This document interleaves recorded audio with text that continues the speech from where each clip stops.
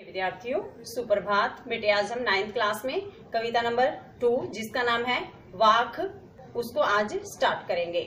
वाक कविता कश्मीरी कवित्री ललछद द्वारा रचित है। जैसे बेटे मैंने बताया कि कश्मीरी कवित्री यानी कि ये जो वाक नाम है कविता का ये भी कश्मीर शैली से ही है। वाक का अर्थ हिंदी भाषा में वाक जो शब्द है जैसे कि संस्कृत का शब्द है वाक, वाक का अर्थ होता है कहना, कथन। वही शब्द है वाक जिसमें हम अपनी बात को कहते हैं वो होता है वाक।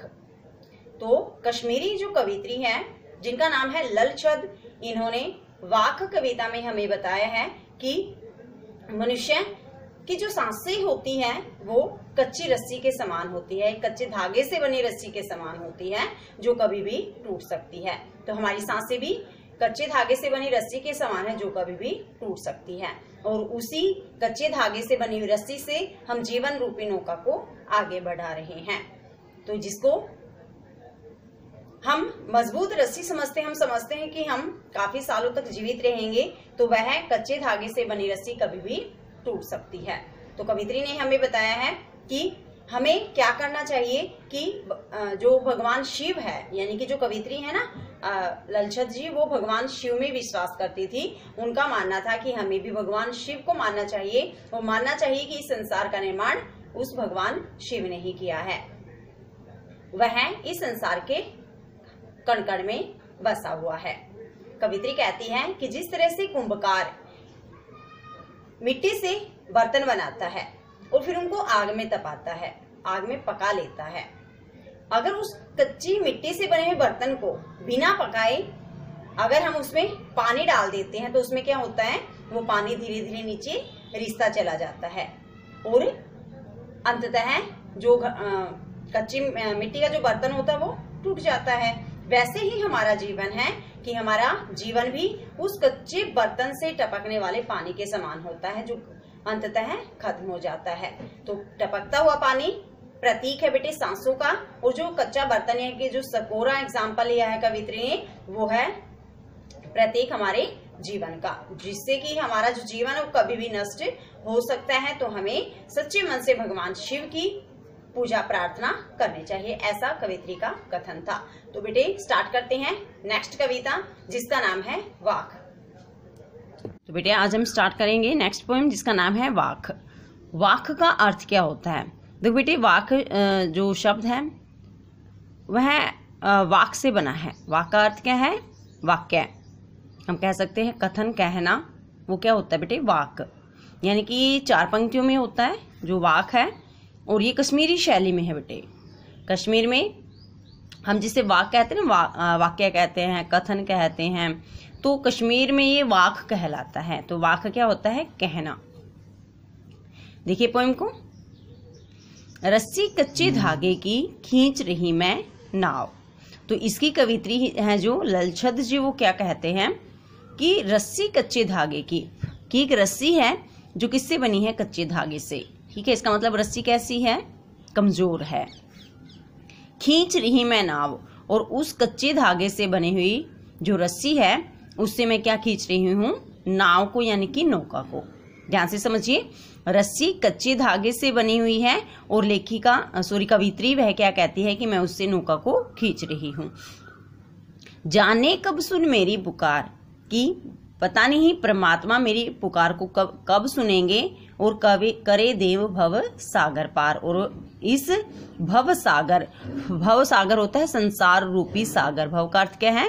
संसार, सागर यानी कि संसार रूपी सागर से पार उतारेंगे। देखो ध्यान से समझिए, इन्होंने क्या कहा बेटे? देखो एक रस्सी है, ठीक है, ये एक रस्सी है, और लेखिका क्या, कवित्री क्या खींच रही है? इससे एक नौका है बेटे, ये इस नौका को खींच रही है। ठीक है, ये नौका है, और ये जो रस्सी है वो किससे बनी हुई है? कच्चे धागे से। और ये मैं खींच रही हूँ, यानी कि ये हो मान लीजिए आप। ठीक है, आप इस कच्चे धागे से बनी हुई रस्सी से इस नौका को खींच रहे हो।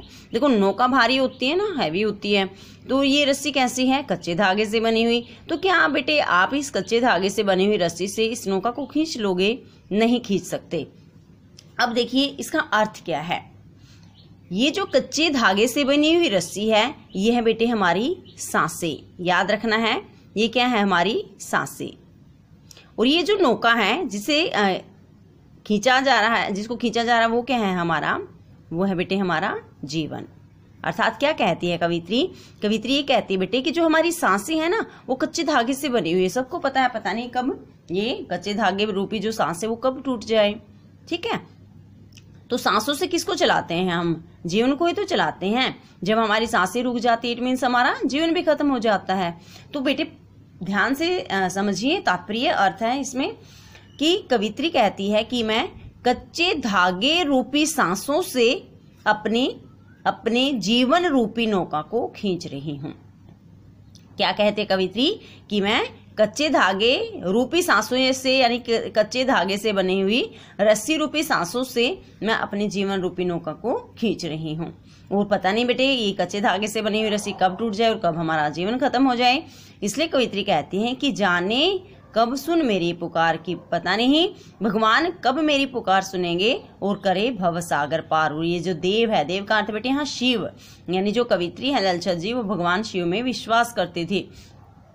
उन्होंने माना कि इस संसार को चलाने वाले एकमात्र देव शिव हैं। तो इन्होंने कहा कि पता नहीं भगवान मेरी पुकार कब सुनेंगे और इस संसार रूपी सागर से पार उतारेंगे।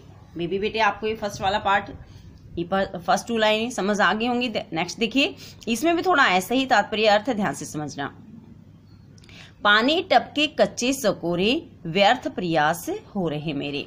कवित्री कहती है पानी टपके कच्चे सकोरे, कच्चे सकोरे से, सकोरा क्या होता है बेटे, कटोरा होता है। लेकिन कटोरा किससे बना है, कच्चा है ना, मिट्टी से बना है। देखो जैसे कुंभकार बेटे, यानी जो कुम्हार होते हैं वो मिट्टी से बर्तन बनाते हैं, मिट्टी से बर्तन बनाते तो कच्चे होते, फिर वो क्या करते हैं, उनको आग में पका लेते, फिर वो पक जाते तो में पक्के बन जाते हैं थोड़े। मतलब ये नहीं होता कि पानी डालते ही फूट जाएं। लेकिन यहाँ कैसा है, वो सकोरा कच्चा, इट मीन्स वो पका नहीं है, आग में तपाया नहीं गया है, वो कच्चा ही है। और बेटे अगर आप उस कच्चे सकोरे में पानी डालोगे तो क्या होगा, कुछ देर बाद वह पानी टपकना शुरू हो जाएगा और वो सकोरा पूरी तरह से खत्म हो जाएगा। तो यही अर्थ है, यहाँ जो कच्चा सकोरा है वो क्या है बेटे, वो है हमारा जीवन। और ये पानी जो टपक रहा है उससे वो क्या है, हमारी सांसें। देखिए इसको इस तरह से समझ लीजिए, ये है बेटे कच्चा सकोरा, ठीक है, कटोरा है एक, इसमें पानी भरा हुआ है। लेकिन कवित्री क्या कहती है, पानी टपके, इससे पानी टपक रहा है, उससे पानी टपकता जा रहा है।